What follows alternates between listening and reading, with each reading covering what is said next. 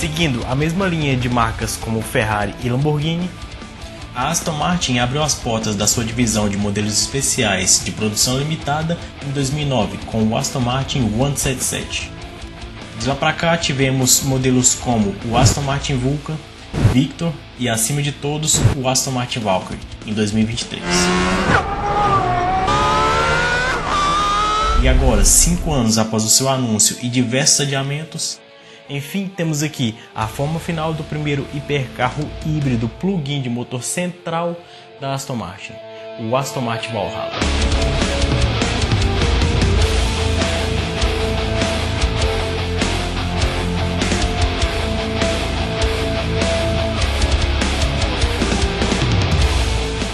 Voltando 5 anos no tempo, em uma época em que o conturbado desenvolvimento do Mercedes-AMG One ainda se arrastava sem uma conclusão, tínhamos também um anúncio de outro carro que prometia desempenho digno de um Fórmula 1, e esse carro não era o Aston Martin Valkyrie.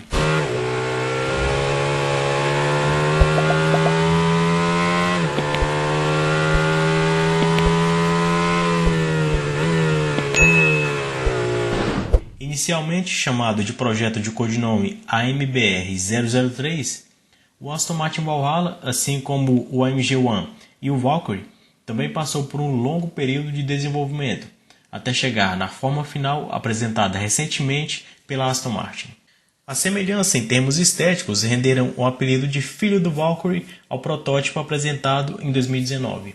Porém, a forma final do carro sofreu algumas alterações, principalmente na dianteira, com uma identidade visual que lembra mais a atual geração dos cupês de motor dianteiro da Aston, como o novo Vanquish, o DB12 e o Vantage. Parece até heresia falar, mas em tempos em que temos a Ferrari F80 e o McLaren W1 com preços astronômicos, o Aston Martin Valhalla promete um desempenho equivalente a um preço mais acessível.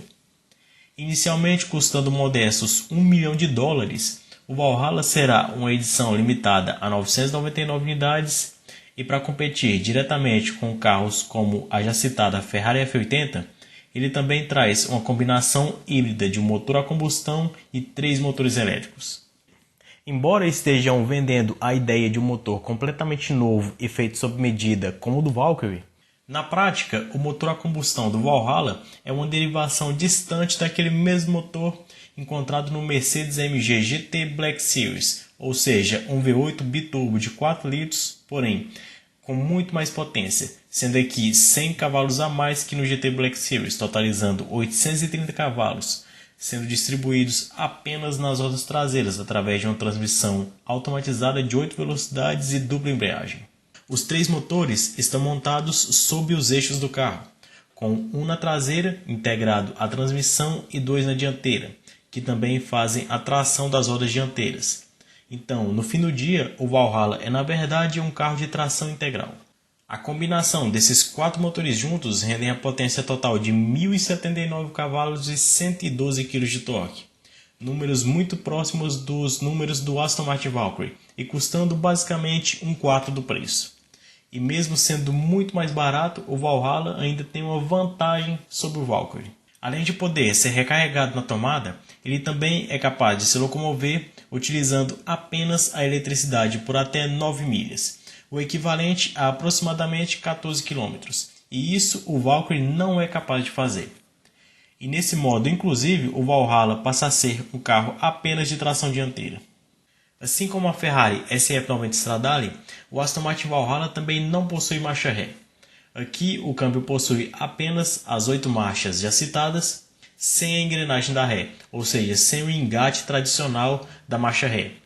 E aqui as manobras de ré são feitas utilizando apenas a força dos motores elétricos das rodas dianteiras, o que também contribuiu para uma redução de peso no sistema de transmissão do carro. E por falar em redução de peso, o Valhalla é montado em cima de um monocoque todo em fibra de carbono feito sob medida, desenvolvido em parceria com a divisão de Fórmula 1 da marca e com estruturas auxiliares em alumínio. A Aston divulga um peso seco de 1.655 kg, cerca de 120 kg mais leve que um Lamborghini Revuelto. Para manter o centro de gravidade o mais baixo possível, o Valhalla utiliza a arquitetura de suspensão do tipo pushrod na dianteira, aquela mesma encontrada nos carros de Fórmula 1, com o amortecedor montado deitado na horizontal, como visto em diversos outros carros, como o próprio Lamborghini Revuelto e o Pagani Huayra. Assim como o Valkyrie, o Valhalla também possui elementos ativos e foi desenhado pensando na máxima eficiência aerodinâmica. Na dianteira, ele tem entradas que podem permanecer fechadas para reduzir o arrasto ou abertas para melhorar a refrigeração dos componentes internos. Lá atrás, ele tem uma asa traseira que, dependendo dos modos de condução, pode ficar recolhida ou estendida para aumentar a pressão aerodinâmica no eixo traseiro. E essa asa também atua como um freio aerodinâmico, com um ângulo mais agudo em frenagens mais pesadas. E o conjunto completo do carro é capaz de gerar até 600 kg de downforce. Como visto em outros carros, como a Ferrari LaFerrari, o Valhalla também possui conversão de torque para recarregar a bateria e frenagem regenerativa, integrada ao conjunto de freios de carbono de cerâmica, com 410 mm na dianteira e 390 mm na traseira. A parte mais inteligente do Valhalla recebe o nome de IVC, que traduzindo para o português é uma abreviação para Integração e Controle do Veículo. Esse sistema controla toda a parte referente à dinâmica de pilotagem do carro, incluindo motor, suspensão, aerodinâmica e até mesmo direção.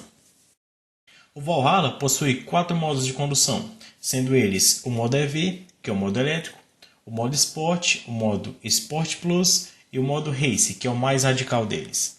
Nesse modo, o carro estende a asa traseira e prioriza unicamente o desempenho. Por fim, mesmo custando muito menos, o Valhalla tem números muito próximos dos números do Aston Martin Valkyrie, com o 0 a 100 feito em apenas 2,5 segundos e a velocidade máxima de 350 km/h. E essa, meus amigos, foi a história e ficha técnica completa do Aston Martin Valhalla, o primeiro hipercarro híbrido plug-in de motor central da Aston Martin. E nessa tela final você pode ver a história e ficha técnica completa de outro hipercarro da Aston, o Aston Martin Valkyrie. E com isso eu vou encerrando por aqui, valeu por acompanhar mais uma vez e até a próxima.